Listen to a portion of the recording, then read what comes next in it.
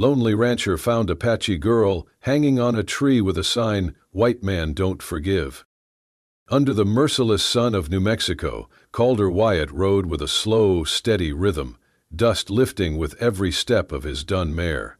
He had been trailing a lost heifer for half a day, the prints gone soft in the cracked earth. The silence out here was sacred, broken only by the faint creak of leather, the whine of wind, and the occasional call of a distant hawk.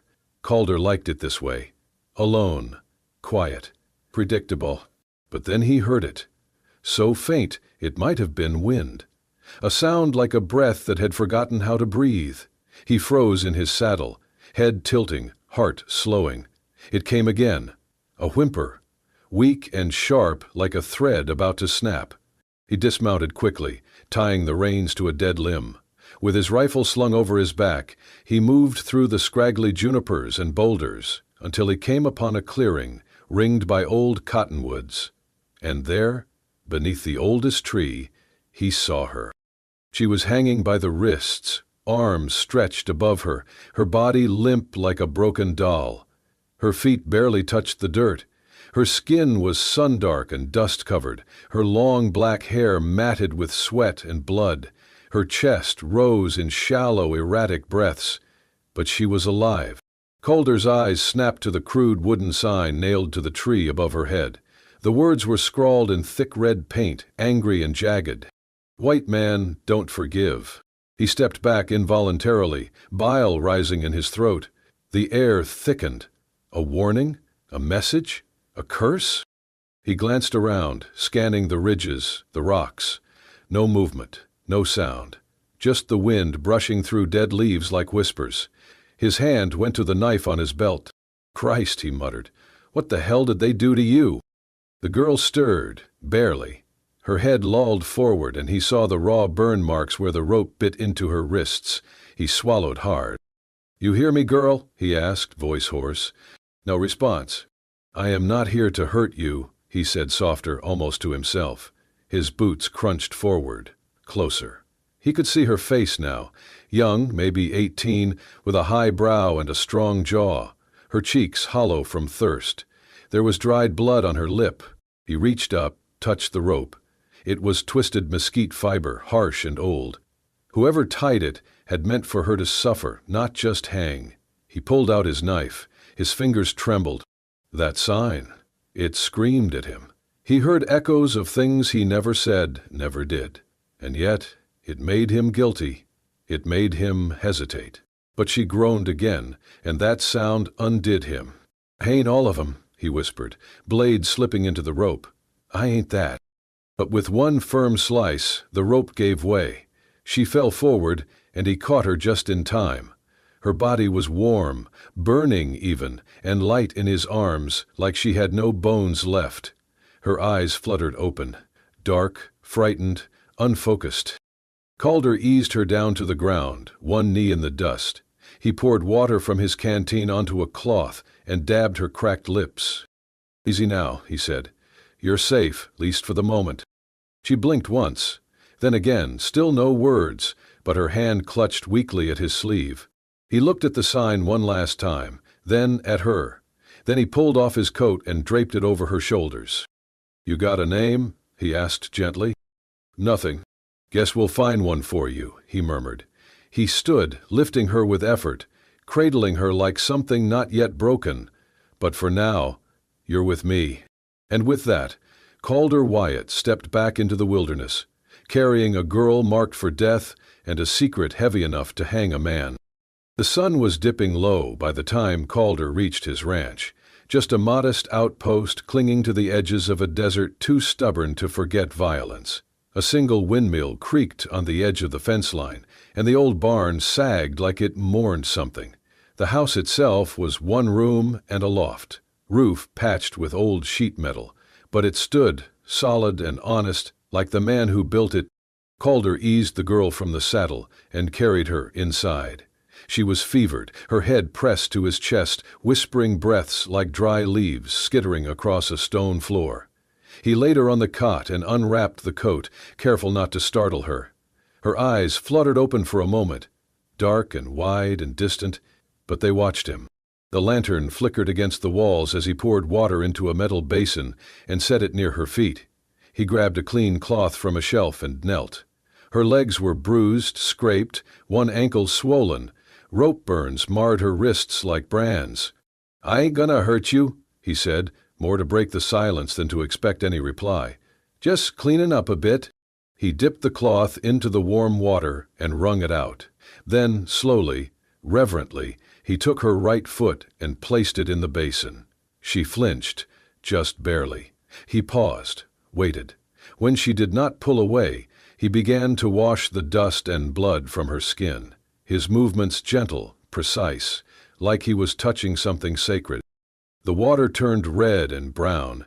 He worked in silence, careful not to meet her gaze for too long, though he felt it on him, like a blade drawn halfway, unsure whether to strike or fall. Her lips parted once, as if to speak, but no sound came. "Reckon you don't talk much," he muttered, not unkindly. "That's all right. Silence is better than most things, most days." He finished the first foot, then the other. She let him. When he was done, he wrapped them in soft cloth strips and set her feet gently on a folded blanket. "You remind me of a river I used to camp near," he said quietly, almost to himself. It was dry most of the year, looked dead, but after the rains it ran fast and deep. Had a name, but the locals called it Quiet Snake. Don't know why, just quiet. He looked at her again, studying her features in the lamplight. Cheekbones sharp as ridge lines, lips cracked but full, dark lashes thick with sand.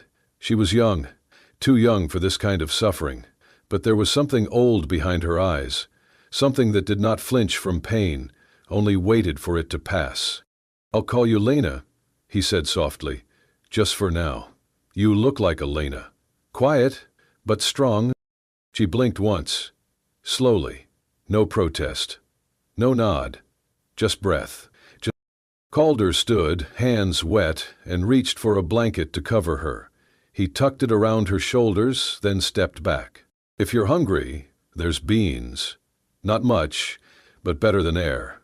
Still no answer. He grabbed his bedroll and dragged it toward the door. He would sleep out by the barn tonight. Give her the space. It was not right for her to be watched by a stranger, especially not one with blood in his past and questions in his eyes. Before he stepped outside, he looked back one last time. She had shifted slightly. Eyes closed, lips no longer trembling. The basin still sat beside the cot, tinged with the color of what had been done to her. He picked it up and emptied it outside, watching the water soak into the thirsty ground. Inside, she dreamed of fire, of horses, of ropes cutting skyward, and of hands, rough but gentle, washing the hurt away without asking anything in return. The days that followed passed with the slow rhythm of desert life, but the silence inside the house was different now, thicker, charged with something just beyond reach. Lena, as Calder still called her, ate when he brought food, though never much. She moved with caution, eyes always alert, posture tight like an animal who had been caged too long. She never spoke, but he caught her watching him when she thought he would not notice. At night, Calder left her the cot and took to the barn, his rifle beside him. He pretended it was to give her space, but the truth was more complicated. He was afraid, not of her, but of what her presence meant. That sign on the tree still burned in his mind. "White man don't forgive." Whoever wrote it had meant for her to die slow, and whoever they were, they might still be coming.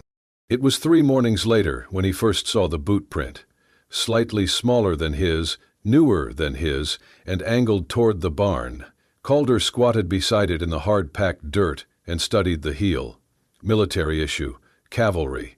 The print was fresh, no more than a few hours old. He rose slowly, eyes scanning the ridgeline. Nothing but sagebrush and heat shimmer. Back inside, Lena sat by the window, still and silent. She did not look at him when he entered, but her body tensed. "You seen anyone?" he asked. She said nothing, only pulled the blanket tighter around her shoulders. "I think we've got company," Calder murmured, more to himself. That evening he kept the lantern low and stayed by the porch, rifle across his knees. The wind had died.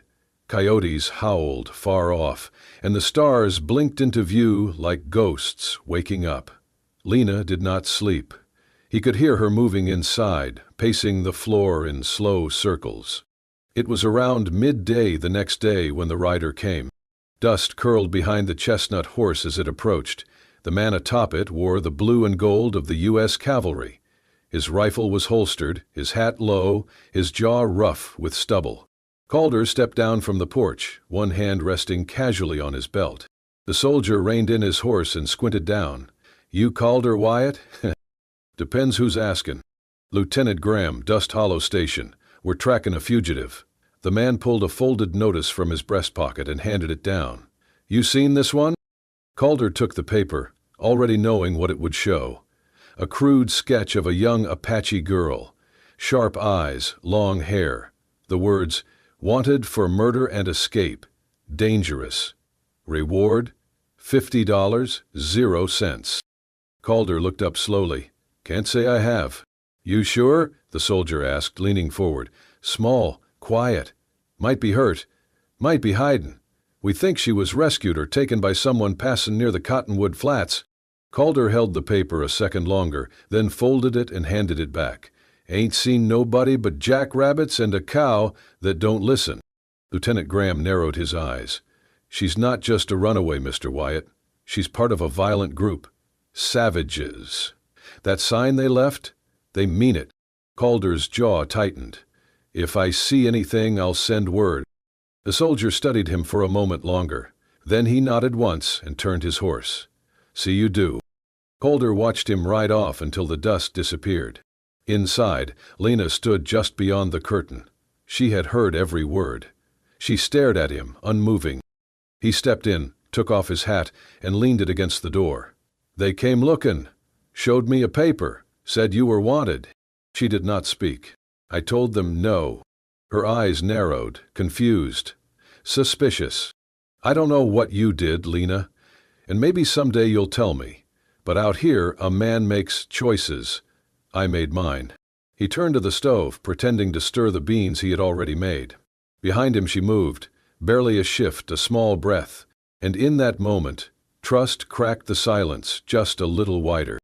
The afternoon sun hung low, casting long shadows across the yard as the wind softened for a while. It had been a strange day. Too quiet, like the desert was holding its breath. Calder sat on the porch, sharpening his knife with slow, rhythmic strokes.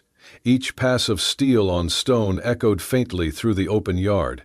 He focused on the motion more than the blade, as if the repetition might keep his thoughts from drifting too far toward the woman sleeping inside. Or not sleeping. He paused, cocking his head.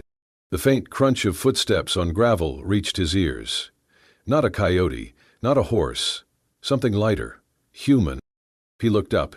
Lena was outside. It was the first time she had stepped beyond the threshold on her own since he brought her home. Her bare feet touched the earth tentatively, like she was testing if it would still hold her. The woven blanket he had left folded at the edge of her cot hung from her shoulders, trailing like a second skin. She walked slowly, her steps uneven but certain, toward the far end of the yard where the barn stood watch. Calder set the knife aside, not moving at first. He watched her, not wanting to shatter the moment. She looked smaller in the light, more fragile, and yet something in the way she moved had changed. She was not escaping, she was reclaiming. She reached the bare patch of dirt near the barn, a place where the wind had swept clean all debris. There she knelt, carefully, as if kneeling before something sacred, and let the blanket fall to her elbows. Her fingers moved with purpose as she picked up a stick and began to draw in the dust. Only then did Calder rise. He walked over slowly, boots quiet on the dirt, giving her space. He stood a few feet behind her, watching her hand trace lines into the earth. In the dirt she had drawn a bird, wings stretched wide, mid-flight, but flames encircled it like a burning crown. The lines were bold and sharp, etched with tension. The bird looked alive and in agony, its wings angled upward, as though trying to escape the fire or rise with it. Calder had seen war, seen symbols carved into rifles and burned into skin, but this was something older, a cry, a prayer. He squatted beside her, his voice low and respectful. "What's that?" Lena did not look up. Her face remained still, eyes focused on the drawing. For a long moment she said nothing, as if deciding whether or not to let the memory free. Then she spoke. "Bird in fire," she said, voice dry and cracked, like the riverbeds in midsummer. "My people's sign." Calder remained silent, his eyes never leaving the image. She tapped the center of the bird with the stick. "This was my father's, our family.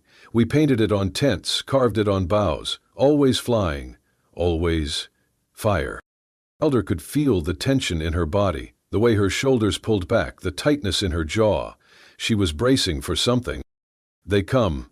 Soldiers. Whitecoats. Last spring," she continued haltingly, "say we must move. Far. Dry place. No food, no water. Say we're danger." She paused. The stick in her hand trembled. "We say no. We stay. We fight." Her voice thinned. "They burn, kill, my mother, my 2 brothers. Burn the old ones inside the tent." Calder clenched his fists slowly, jaw tight. Something old and angry stirred in his chest. "I run, hide. They find me. Beat, tie me, call me thief, say I took rifle. I didn't." Then she turned, locking eyes with him for the first time. There was fury in her voice now. "I did not steal. I did not kill. I did nothing wrong." Her voice echoed in the open air like thunder across dry land. Calder did not speak for a moment. Then his voice came, low but certain. "I believe you." She turned back to the dirt, dropped the stick. Her hands fell into her lap, then her shoulders began to shake. At first she made no sound, just silent tremors. But then the sobs came, raw and unfiltered. She curled forward, arms wrapped around her knees, hair falling like a curtain. The pain was too big for her body, and it poured out in waves. Calder stayed beside her, unmoving, unmoved. He did not reach for her, did not try to comfort with empty words. Instead, he reached out and pressed his hand into the dirt beside the flaming bird, palm down, fingers spread, his skin against the dust she had shaped with grief. It was not touch. It was testimony. She felt it. Eventually her breathing slowed. She lifted her head, her face streaked with dirt and tears. Their eyes met, unshielded. "You can call me Lena," she whispered. Calder gave a small nod, voice like gravel and wind. "All right then. Lena it is." They sat together in silence as the sun slid behind the ridge and the fire bird in the dirt faded into shadow. But its ashes, like the truth, remained. That night the wind whistled low through the rafters, whispering through the thin walls like a ghost remembering its name. Calder sat by the fire, boots off, shirt sleeves rolled, tending a kettle of beans. Lena stood by the window, arms folded around herself, watching the night settle over the desert. The silence between them no longer felt like a wall. It was something gentler now, like shared breath. She turned suddenly. "You want to know the truth?" Calder looked up, his spoon pausing mid-stir. He nodded once, careful not to press her with words. She walked slowly to the table, sat across from him. Her voice was quiet but clear. "My father was a miner chief," she began. "Our band small, peaceful. We traded with settlers, even learned their god. We had rules, boundaries. We wanted to live." Calder listened, his face unreadable but focused. "Full winter ago," she continued, "a white woman was found dead near our hunting ground. Throat cut. Her husband said it was us." Her fingers tensed around the table's edge. "But it was not. She died because he killed her. Everyone knew, but they blamed us." Her eyes found Calder's. "The soldiers came, not just them. Ranchers too, town men with rifles and fear. They said they were taking justice." She swallowed hard, the pain rising in her throat. "They burned our camp, shot my brothers while they slept. My mother died holding the prayer beads the priest gave her. They left my father hanging from our council pole.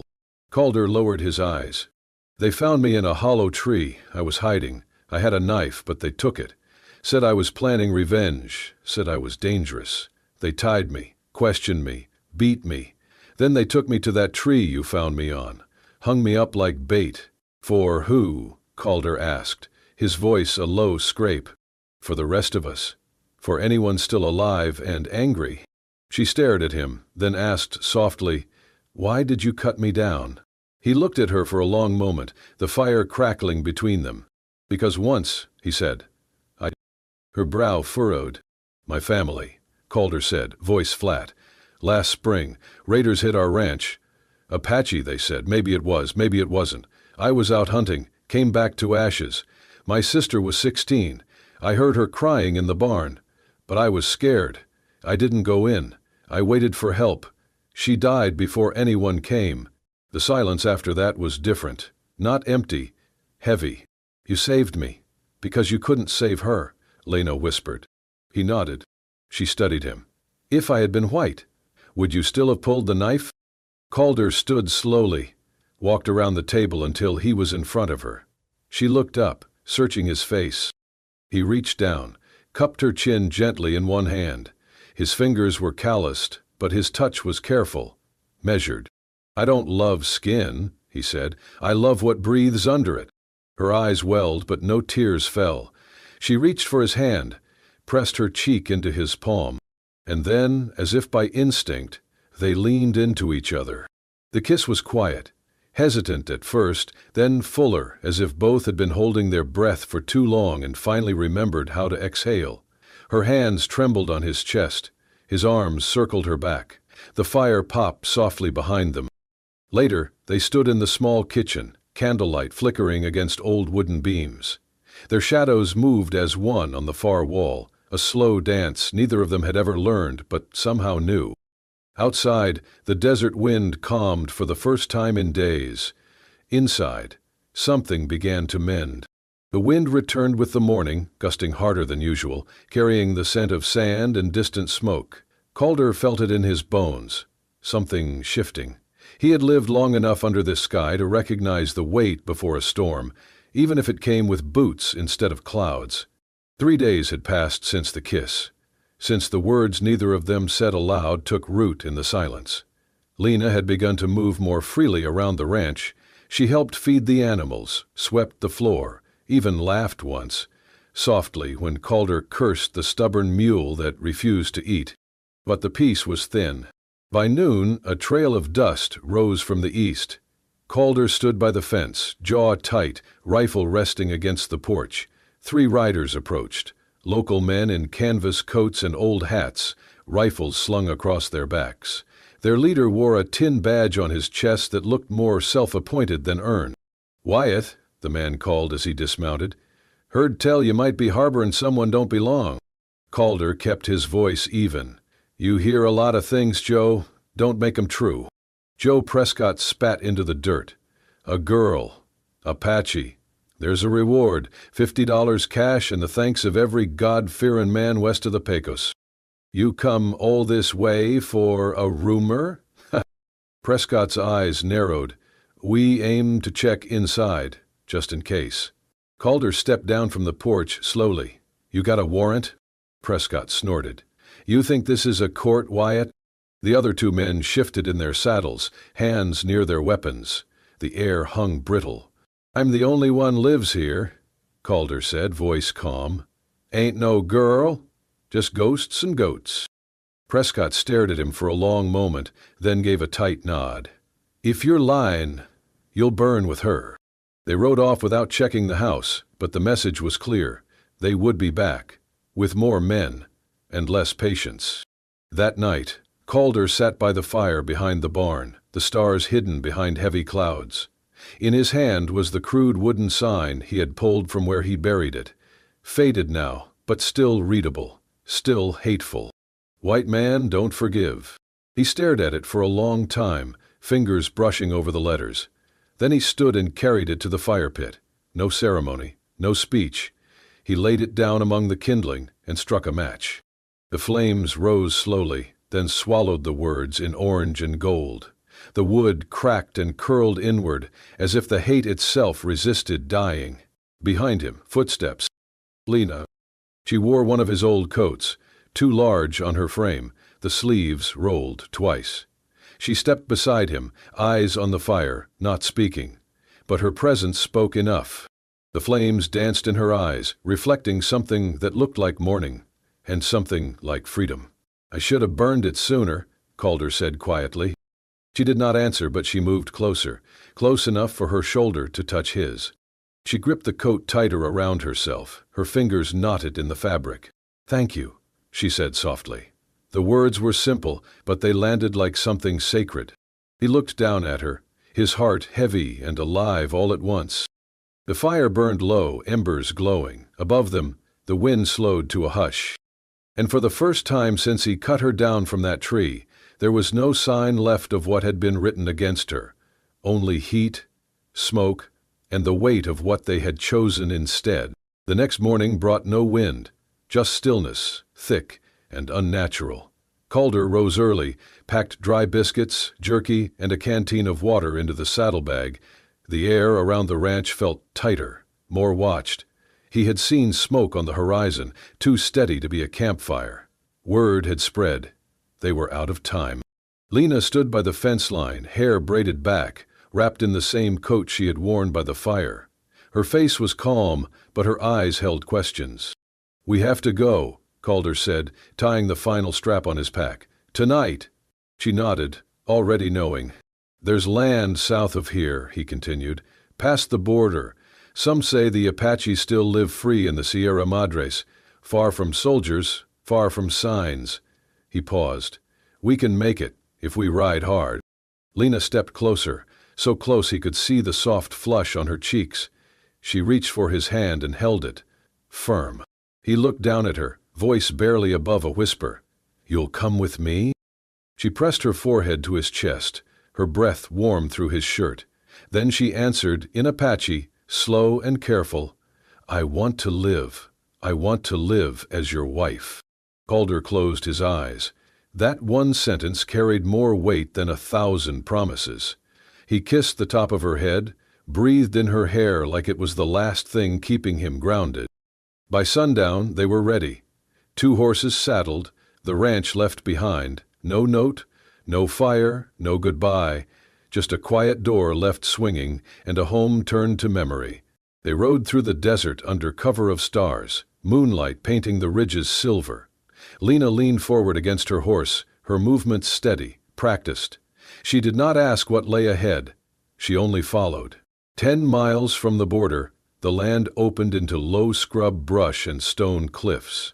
Calder scanned the horizon constantly, every shadow a threat. His gut turned tight. Then the shot came. A crack echoed across the plain. Calder jerked in the saddle, then collapsed sideways, sliding hard into the dirt. "Calder!" Lena screamed, leaping from her horse. He clutched his side, blood already soaking through his shirt. "Keep going," he rasped. "No." Another shot whizzed past them, striking the rock behind. From the ridgeline, 2 figures appeared, riders, rifles raised. Calder groaned, pulling himself up. "We have to move!" Lena hooked her arm under his shoulder, trying to lift him. "Believe me," he growled. "I won't." Through sheer will, they stumbled toward the nearby rocks, bullets cutting through the night. Calder's boots dragged behind him, but he forced one step after another. Every breath came wet, his vision blurred. Somehow they reached a narrow gap between 2 cliffs, a hidden pass. Lena half dragged, half carried him inside, pressed him to the stone wall, her own chest heaving. The shots faded behind them. The riders would not follow through the rocks. Not without losing speed, not without risk. In the shadow of the pass, Calder collapsed to his knees, blood dripping onto the dust.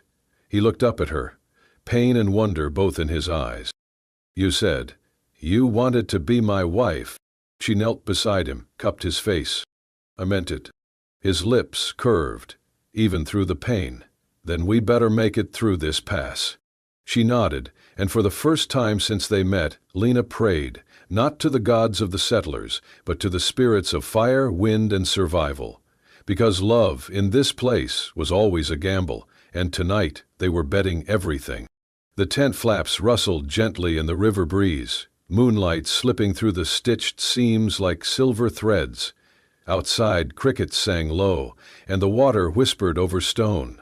Inside, Calder lay propped on folded blankets, his breath slow but strong now. The fever had passed. The worst was over. Lena sat beside him, a basin of cool water at her side, gently wiping down his brow. He watched her through half-lidded eyes, the corners of his mouth lifting slightly. "You always this bossy with your patients?" he murmured. She raised an eyebrow, but smiled. "Only the ones too stubborn to die." He chuckled, then winced as the laughter tugged at the stitches in his side. She hushed him gently, placing a palm over his chest to steady him. The silence between them deepened. Not awkward, but full. Then, as the wind sighed outside, he spoke again. "Tell me something true," Calder said, his voice softer now, touched by something raw. "What's your real name?" Lena looked down, hesitating. Then she reached for his hand and guided it to her chest, just over her heart. "Ayana," she said. "It means peaceful river. My father gave it to me." Calder closed his eyes for a beat, as if letting the name settle into him like a prayer. When he opened them again, there was warmth behind the weariness. "Ayana," he repeated, tasting the word. "You're the only peace I've ever known." She didn't cry this time. She only held his hand tighter. Months passed. On the southern edge of the territory, where the border blurred into mesquite groves and dry wind-carried scents of sage and wood smoke, a small lodge stood near the river's bend. Made of pine and hide, strong but humble, it sat surrounded by whispering reeds and wildflowers. In the shade of its awning, Ayana Salvatierra sat cross-legged, stitching a tiny white shirt. Her belly had rounded gently, visible now beneath her woven sash. Humming quietly, she worked the needle through soft cotton, her fingers sure and calm. Beyond the garden, Calder trained a young mustang, murmuring low commands, patient and firm. Every so often he glanced back toward the lodge, catching sight of her silhouette through the light curtain, and every time he smiled. Inside, the walls bore no trophies, no portraits, just bundles of herbs, 2 books, and a child's blanket waiting to be finished. Ayana moved through it like the breath of the place itself, present, grounding, full of quiet life. One evening, she walked down to the river, the same path she'd taken for months now. The current moved slow and certain. She stepped barefoot into the shallows, let the cool water kiss her skin, and laid both hands over her belly. "Little one," she whispered, "your father, he didn't just forgive, he loved, and he kept his promise. Every one." Behind her, footsteps padded across the grass. Calder came to stand beside her, their fingers entwining without a word. Together, they watched the river drift under the dusk, where stars began to blink into view. No one had expected 2 hunted souls to find something like this, but somehow in a world of scars and storm, they had created a quiet patch of earth where love had taken root. Not the kind written in history books, but the kind that endured. And the river kept flowing, peaceful, like her name, like their life, like something finally, truly, home. If this story moved your heart, if it reminded you that even in the harshest deserts, love can bloom like water from stone, then this is the place for you.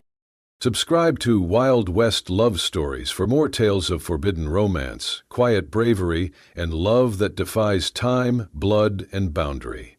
From dusty trails to whispered promises, every story is crafted to stay with you long after the last word. Where bullets missed, but hearts didn't. Subscribe now and never miss a heartbeat from the Wild West.